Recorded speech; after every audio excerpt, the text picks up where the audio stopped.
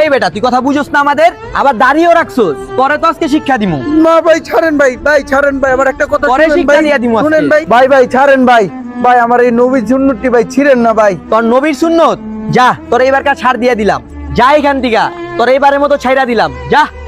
আর ওই দেরি করে লাভ নাই, ক্যামেরা ধর, ভিডিও করতে হইব, ভাইরাল হইতে হইব। ইয়া আল্লাহ, আপনি আমার আরো ধৈর্য ধরার তৌফিক দেন আল্লাহ, আমি যেন এই দুনিয়ার সকল মুসলিমের কাছে ইসলামের দাওয়াত পৌঁছে দিতে পারি আল্লাহ।